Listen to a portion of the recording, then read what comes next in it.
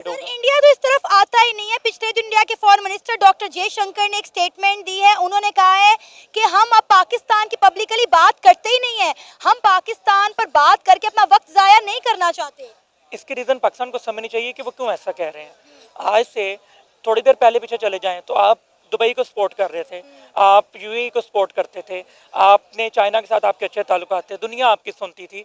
आखिर आपके साथ ऐसा हुआ क्या कि अब इंडिया जैसा कंट्री भी आपको ये कह रहा है। आपका वो मुल्क है कि जिसको India as a security threat consider करता था, लेकिन आज आप और कुछ भी नहीं सर है। आप देखिए, हम तो खुद दहशतगर्दी का शिकार हैं। हम किसी मुल्क में जाके क्या दहशतगर्दी करेंगे? नहीं मैम, हम इंशाल्लाह हम भी इस मुल्क से दहशतगर्दी को ख़त्म करेंगे और हमें ज़रूरत ही नहीं है किसी और मुल्क में जाकर दहशतगर्दी की। इंडिया और पाकिस्तान के दरमियान जो सबसे बड़ा मसला है वो कश्मीर का मसला है, जो कि पिछले कई सालों से हल होने का नाम नहीं ले रहा।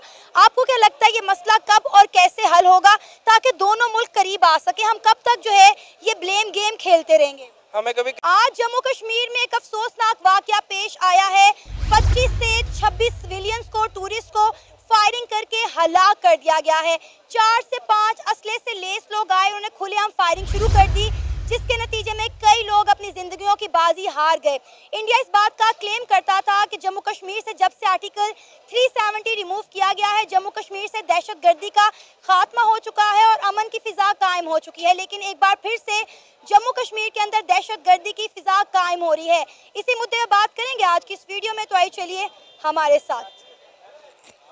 सबसे पहले तो इसमें ना हमें एक चीज़ समझने की ज़रूरत है कि जहाँ भी इस तरह के कॉन्फ्लिक्ट्स होते हैं उसमें ये देखना ज़रूरी होता है कि वहाँ की आवाम क्या चाहती है। अगर हम जम्मू और कश्मीर के मसले को देखें तो सबसे पहले तो हमें ये देखना पड़ेगा कि वहाँ की आवाम का क्या मर्जी है, उनका जो हक़ खुद इरादियत, जो उनको यूनाइटेड नेशन की जो रेजोल्यूशन है उनके अकॉर्डिंग भी उनको राइट है।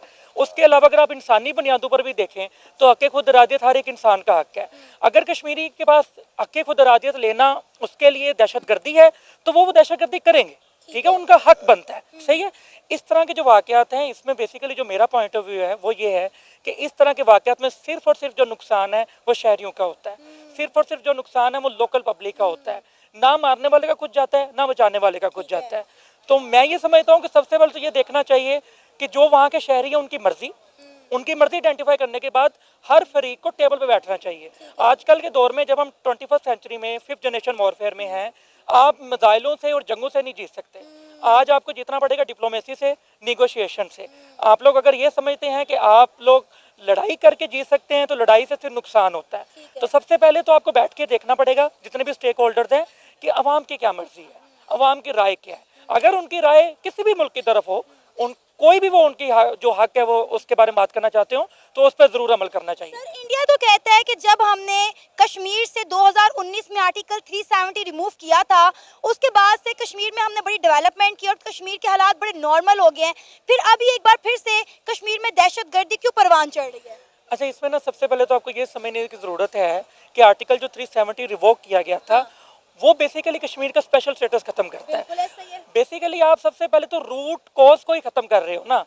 आपको यूनाइटेड नेशन ने बाउंड किया है, आपको इंटरनेशनल कम्युनिटी ने बाउंड किया है। इवन पाकिस्तान स्टिल आज़ाद कश्मीर को और गिलगित बल्चिस्तान को एक स्पेशल स्टेटस के अंडर प्रोसीड करता है। तो जब आप आपका स्पेशल स्टेटस खत्म करने की कोशिश करेंगे which is itself is illegal thing, तो इलीगल थिंग को आप अगर डेवलपमेंट से जस्टिफाई करने जाएंगे, एक नजरिए को, अवाम की राय को उससे उल्ट जाके आप कहेंगे हमने सड़कें बना दी हैं, हमने रोजगार दे दिया है, तो अवाम का जो नजरिया है वो खत्म हो गया या अवाम का जो लीगल राइट है वो खत्म हो गया। जब आप इस तरह के इकदाम करते हैं ना, उसका नुकसान होता है कि अवाम खुद जो है ना उस पर रिटेलिएशन आती है। तो इन जैसे इकदाम को सबसे पहले देखना चाहिए कि आपने रूट कॉज ही खत्म कर दी ना। यानी आपको ये लग रहा है कि ये जो दहशतगर्दी का वाकया पेश आया है ये कश्मीरी अपने हक के लिए खुद खड़े हो गए हैं? इसमें देखें, इसमें सारी पॉसिबिलिटी हो सकती है। सबसे पहले तो आपको ये देखने की वही बात है ना कि जब आप अपना लीगल स्टेटस ही खत्म कर रहे हैं, जब आप उनका स्पेशल स्टेटस आपने खत्म कर दिया, आपने उस मसले की बुनियाद को खत्म कर दी, तो देन यू शुड अंडरस्टैंड कि उसके बाद आप कुछ भी करें आप बेसिकली अवाम की मर्जी के खिलाफ कर रहे हैं। तो जब आप अवाम की मर्जी के खिलाफ करेंगे तो इंसानी फितरत है कि इंसान कभी भी गुलामी कबूल नहीं करता। सर इंडिया जो है वो तो धड़ल्ले से ये बात कहता है कि यूएन को अपने फैसले के ऊपर गौर करना चाहिए कि कश्मीर जो है वो इंडिया का अटूट अंग है, लिहाजा जम्मू कश्मीर को इंडिया का हिस्सा डिक्लेयर कर देना चाहिए। देखिए, इंडिया को एक चीज़ समझने की ज़रूरत है कि जब आप ये बात करते हैं कि यूएन को अपना रोल प्ले करना चाहिए या अपनी पॉलिसीज रिव्यू करनी चाहिए, तो सबसे पहले तो आपको स्टेज पे आना पड़ेगा जिस स्टेज में पॉलिसीज बनी थी। वो पॉलिसी बनी थी जब आर्टिकल 370 इम्प्लीमेंटेड था। आप बेसिकली उन पॉलिसीज के लिए जो ग्राउंड तैयार किया गया उसको रिवोक कर चुके हैं। आपने तो उनका लीगल स्टेटस ही खत्म कर दिया। अब जब आपने उनका लीगल स्टेटस इलीगली खत्म करके उनको अपना शहरी बना लिया है, तो आप किस यूएन की पॉलिसीज की बात कर रहे हैं? मुझे ये बताएं कि जब जम्मू कश्मीर से आर्टिकल 370 रिमूव किया गया, हमने क्या किया? इंडिया ने बड़े धड़ल्ले के साथ, बड़ी दीदा दलेरी के साथ जम्मू कश्मीर के अंदर G20 की मीटिंग करवाई। हम देखते रह गए, 20 बड़ी इकोनॉमीज जाके जम्मू कश्मीर के अंदर बैठी। इंडिया ने पूरी दुनिया को ये बावर करवाया कि कश्मीर इंडिया से बिलोंग करता है। हमने तब क्या किया कश्मीर के लिए? देखें, बात यह है कि 20 जो G20 की कंट्रीज हैं, जब वो इंडिया जाती हैं तो आपको ये समझना पड़ेगा कि why they went to India, वो पाकिस्तान क्यों नहीं आए। उसकी रीज़न ये है कि आप अपने तो मुआशी और माशरती तौर पे बहुत कमज़ोर हैं। आपका इस वक्त इकोनॉमिक स्टेटस वो नहीं है कि दुनिया आपकी बात सुने, सही है। आपका मिलिट्री स्टेटस वो नहीं है कि दुनिया आपकी बात सुने। आपका डिप्लोमेटिक स्टेटस वो नहीं है कि दुनिया आपकी बात सुने। जब आपने दुनिया को अपनी बात मनवानी होती है ना डिप्लोमेसी में, तो सबसे पहले मुल्क का ताकतवर होना बड़ा ज़रूरी है। आज अमेरिका क्यों धड़ल्ले से टैरिफ लगाता है? रीज़न है, उसको पता है पीछे $30 ट्रिलियन प्लस की जो इकोनॉमी बैठी है। चाइना क्यों रिटेलिएशन करता है? क्योंकि चाइना को पता है कि उसकी $1 ट्रिलियन की इकोनॉमी है। आपके पास इकोनॉमिक पावर ही नहीं है। आपके पास ना इकोनॉमिक पावर है, ना ही आपके पास मुस्लिम यूनिटी है। ये दोनों चीज़ें एक बेसिक पैरामीटर है जिसकी वजह से पाकिस्तान कुछ ना चाहते हुए भी नहीं कर पाया, जो हमें मुझे लगता है करना चाहिए था। लेकिन ये दो पैरामीटर है जिनकी बेस पे नहीं पॉसिबल। पाकिस्तान तो G20 का हिस्सा ही नहीं है ना, तो इस पर तो फिर हम किस तरह से बात कर सकते हैं? मेरा सवाल ये है कि कश्मीर क्योंकि एक मुतनाज़ इलाका है, तो वहाँ पे इंडिया ने किस तरह से G20 की मीटिंग करवा ली और किस तरह 20 बड़ी इकोनॉमीज जम्मू कश्मीर के अंदर जाके बैठ गई? देखिए, इसका फिर वही बात होगी कि इंडिया ने जो सबसे पहला काम किया है ना, उसने सबसे पहले वो जो था ना मुतनाज़ा इलाका, उसको कन्वर्ट किया इंडिया में आर्टिकल 370 रिवोक करने के बाद। जैसे ही वो हो गया, उसके बाद उसने दूसरा स्टेप क्या किया? उसने अपने आप को इकोनॉमिकली बिल्ड करना शुरू किया। आज भी अगर आप इंडियन जीडीपी उठाएं तो वो पाकिस्तान से ऊपर है। आज भी वो एक बहुत बड़ी मार्केट है, ठीक है। दुनिया की तरफ अट्रैक्ट होती है, वहाँ पर एप्पल स्टोर ओपन हो रहे हैं, वहाँ पे आईटी में डेवलपमेंट्स आ रही हैं। उसके रिजल्ट क्या हो रहा है कि वो इकोनॉमिकली उसकी बात सुनी जा रही है, क्योंकि दुनिया को पता है कि यार इंडिया इतनी बड़ी मार्केट है, we should listen to them. Pakistan में कोई ऐसा पैरामीटर अभी अवेलेबल नहीं है जिसकी बेस पे दुनिया को ये लगे कि हाँ, हमें पाकिस्तान की भी बात सुननी चाहिए। तो ये बेसिक रीज़न है। सर, यही तो वजह है कि दुनिया हमारी किसी स्टेटमेंट को सीरियस नहीं लेती। लेकिन अब आप देखें कि जम्मू कश्मीर में जो एक बार फिर से दहशतगर्दी की हवा उठी है, इंडिया ने हमेशा जब भी कुछ हुआ है उसका मलबा पाकिस्तान पे डाला है। अभी भी इंडियन मीडिया पे यही चल रहा है कि ये पाकिस्तान का किया धरा। आपको लगता है कि पाकिस्तान को इंडिया को ये क्लियर करने की ज़रूरत है कि भाई हमारा इसमें कोई अमल दखल नहीं है? देखें, बात ये है कि जब तक आप लोग बैठेंगे नहीं ना, तब तक आप कुछ क्लियर ही नहीं कर पाएंगे। अच्छा। क्योंकि आप बेसिकली आप अपने अपने इलाकों में बैठ के बयान दे रहे हैं, ठीक है। Indian media definitely they will support India, Pakistani media they will support Pakistan. दोनों कंट्रीज का अपना एक नैरेटिव है। वो नैरेटिव सही है गलत है वो तब तक डिसाइड नहीं हो सकता जब दोनों कंट्रीज के स्टेक होल्डर्स एक टेबल पे बैठ के उसमें कश्मीर की अवाम को इंक्लूड करें। यहाँ पर प्रॉब्लम ये है कि आप कश्मीर की अवाम को स्टेक नहीं देते। आपको कश्मीर को, इंडिया को और पाकिस्तान को एक टेबल पे बैठना पड़ेगा। Then they have to decide कि कश्मीर क्या चाहता है। उसके बाद फैसला होगा कि कौन सही है कौन गलत है। तो ये बेसिकली नेगोशिएशन पर डिसाइड होगा। इंडिया तो इस तरफ आता ही नहीं है। पिछले दिन इंडिया के फॉरेन मिनिस्टर डॉक्टर जयशंकर ने एक स्टेटमेंट दी है। उन्होंने कहा है कि हम अब पाकिस्तान की पब्लिकली बात करते ही नहीं है, हम पाकिस्तान पर बात करके अपना वक्त जाया नहीं करना चाहते। इसकी रीज़न पाकिस्तान को समझनी चाहिए कि वो क्यों ऐसा कह रहे हैं। आज से थोड़ी देर पहले पीछे चले जाएं तो आप दुबई को सपोर्ट कर रहे थे, आप यूएई को सपोर्ट करते थे, आपने चाइना के साथ आपके अच्छे ताल्लुकात थे, दुनिया आपकी सुनती थी। आखिर आपके साथ ऐसा हुआ क्या कि अब इंडिया जैसा कंट्री भी आपको ये कह रहा है? आपका वो मुल्क है कि जिसको India as a security threat consider करता था, लेकिन आज आप उनके बयान देखें उनके ऑफिशियल से, वो पाकिस्तान को एज अ सिक्योरिटी थ्रेट मजीद कंसीडर नहीं करते। रीज़न क्या है कि आप इकोनॉमिकली डाउन है, आपके पास वसाइल नहीं है, आपके पास रिसोर्सेज नहीं है कि आप दुनिया को आंखें दिखा सके। देखिए, दुनिया को ना आंखें दिखाने के लिए ना आपके पास एक बहुत स्ट्रॉन्ग पोजीशन होनी चाहिए। वो डिप्लोमेटिक पोजीशन होती है, वो आपकी इकोनॉमिक सिचुएशन होती है, वो आपकी सोशल सिचुएशन होती है। जब ये आपके पास स्ट्रॉन्ग मॉरल्स हो ना, आपके पास यूनिटी हो, 56 मुस्लिम कंट्रीज हैं, आप लोग यूनिफाई हो जाएं। मैं देखता हूँ कि किस तरह से 56 कंट्रीज की बात क्यों नहीं सुनेगा। लेकिन प्रॉब्लम ये है कि आप में यूनिटी नहीं है, और यूनिटी के बाद आप न्यूक्लियर पावर है, फिर भी लोग नहीं आपके सुन रहे।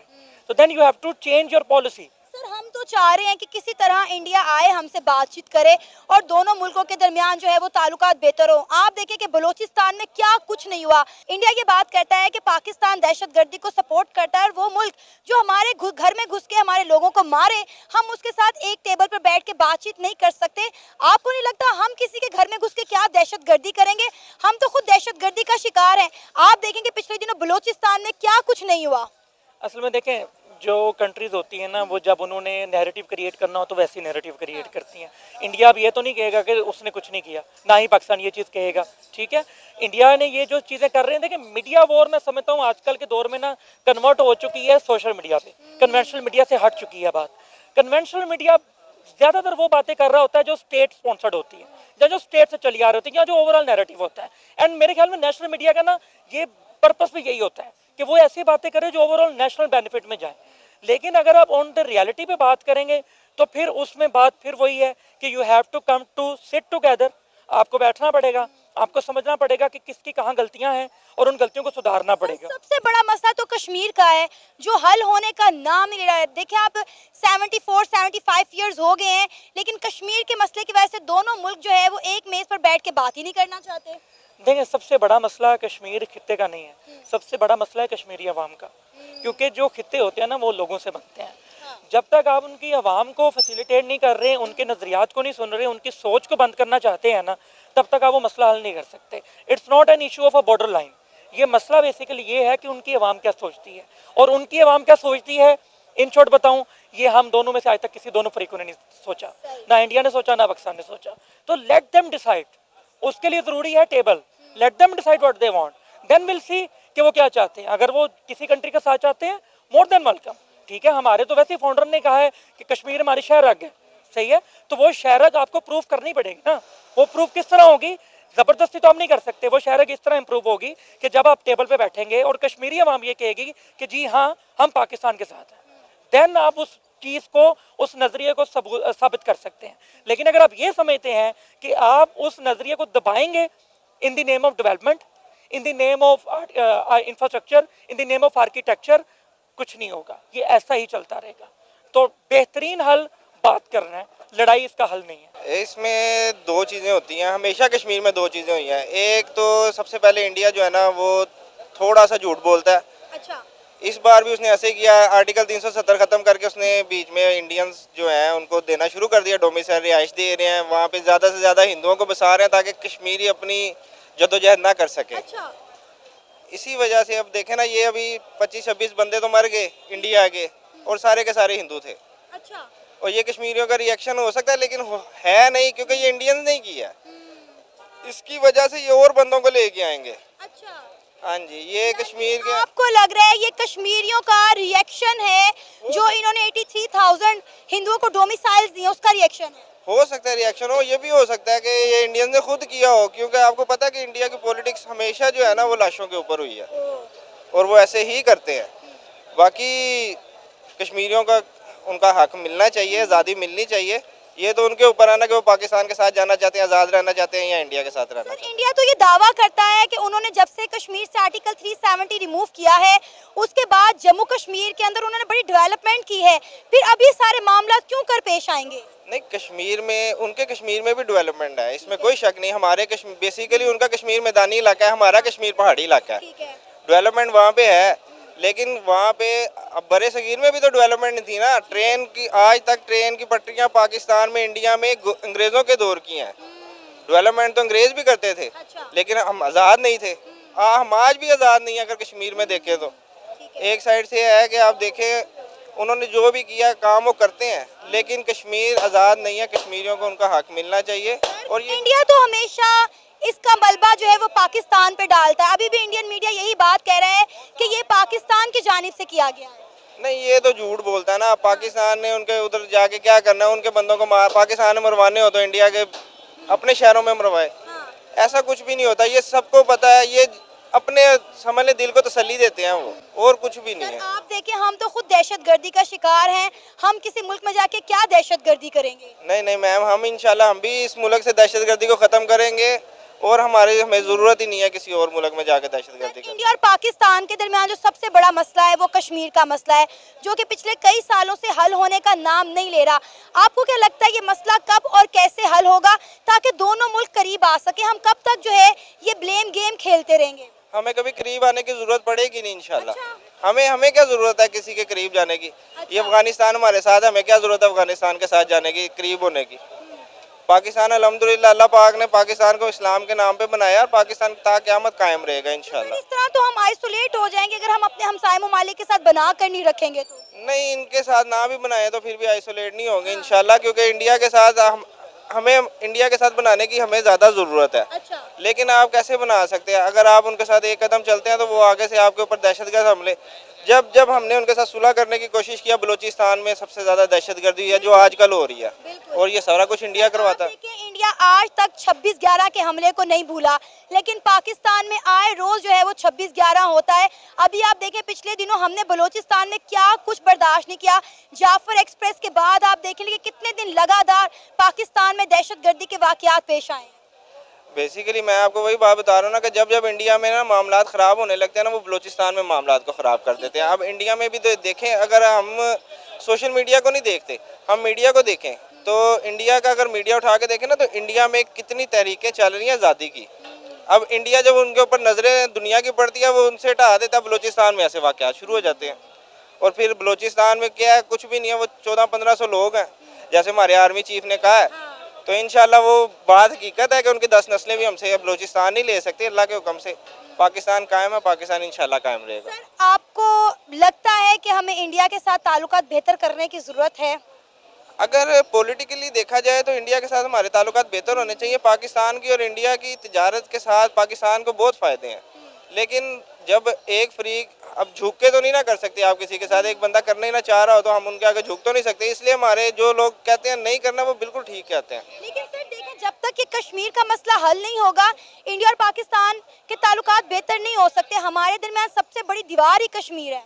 बिल्कुल ऐसे ही है। कश्मीर, अब बेसिकली कश्मीर आप देखें, कश्मीर में से पानी पाकिस्तान का कश्मीर में से आता है, सही है। इंडिया का पानी कश्मीर में से कितना जाता है। तो ये कभी ऐसा, ये एक मसला ऐसा है जिसको हल करना बहुत मुश्किल है। कहते हैं कि इस सदी का सबसे बड़ा मसला कश्मीर है। अल्लाह पाक हल करे, क्योंकि पाकिस्तान को भी बहुत ज़रूरत है और उनको भी बहुत ज़रूरत है। अच्छा, आपको क्या लगता है कि कश्मीर कौन डिजर्व करता है, इंडिया या फिर पाकिस्तान? कश्मीर डिज़र्व करता है कश्मीरियों का। कश्मीरी जिसके साथ चाहें वो उसके साथ जाएं। हाँ, हम पाकिस्तान में रहते हैं, हम यहाँ पे आज़ाद घूमते हैं, अल्लाह का शुक्र है। आज तक हमें किसी ने ये नहीं कहा, क्योंकि हमने भी कभी ये नहीं कहा हम कश्मीरी, हम पाकिस्तानी हैं। लेकिन इंडिया में ऐसा नहीं है। हालांकि यहाँ पे अगर हम देखें, हमें भी 2 नेशनलिटियाँ मिली हैं, और इंडिया में भी कश्मीरी की 2 नेशनलिटियाँ हैं। आप कश्मीरी हैं। बहुत सारे मीडिया पे ये बात सुनने को मिलती है कि कश्मीरियों को पाकिस्तान में उनके राइट्स नहीं मिलते, और बहुत सारे कश्मीरी जो हैं वो इंडिया के साथ इल्हाक करना चाहते हैं। इस बात में कितनी सदाकत है? नहीं, ये बेसिकली वही बात है कि जैसे वो क्या नाम था उनका, वो जो अब्दुल्ला फ़ारूक थे, मेरा ख्याल है कश्मीर के पहले। हाँ जी, उन्होंने यही गलती उन्होंने भी की थी, और यही गलती अभी कुछ जमातें भी कर रही हैं। बेसिकली ये वो लोग हैं जिनको पैसे दे के बिठाया गया है, और इंडिया उनको फंडिंग करता है इस तरह का करने के लिए, और वही सिर्फ ये बयान देते हैं। बाकी कश्मीरी कभी भी नहीं कहता कश्मीर बने। आज भी कश्मीर में कोई शहीद होता है तो उसको पाकिस्तान के झंडे में लपेटते हैं, कभी कश्मीर के झंडे में नहीं। आप देखेंगे बुरहान वानी शहीद हुआ, ठीक है, हम उस वक्त नवाज शरीफ वज़ीर आज़म थे, हम उनका शुक्रिया भी अदा करते हैं। उन्होंने उनका नाम लिया, बैनुल-अक़वामी जगह पे जाके नाम लिया, और उनको पाकिस्तानी झंडे के अंदर जो है ना वो दफन किया गया। उनको कश्मीर के झंडे में नहीं दफन किया गया, हालांकि वो कश्मीर का बेटा था, पाकिस्तान का बेटा नहीं था, लेकिन दफन उनको पाकिस्तान के झंडे में किया गया। इसलिए कश्मीरी जो है वो पाकिस्तान से प्यार करते हैं। ये तो सिर्फ कुछ चंद लोग हैं जो पैसे लेते हैं इंडिया से और वो करते हैं कि जी हम इंडिया के साथ जाना चाहते हैं। बाकी ऐसा कुछ भी नहीं है। आप आज भी कश्मीर में चले जाएं, हमारे आज़ाद कश्मीर में चले जाएं, वहाँ पे आपको 90% स्टूडेंट्स मिलेंगे जो कश्मीर बनेगा पाकिस्तान का नारा लगाते हैं, क्योंकि और सिर्फ 10% हैं जो कहते हैं कश्मीर बनेगा खुद मुख्तार, और वो नेशनलिज्म के पीछे हैं, उनका कोई वो नहीं है। और कश्मीर अकेला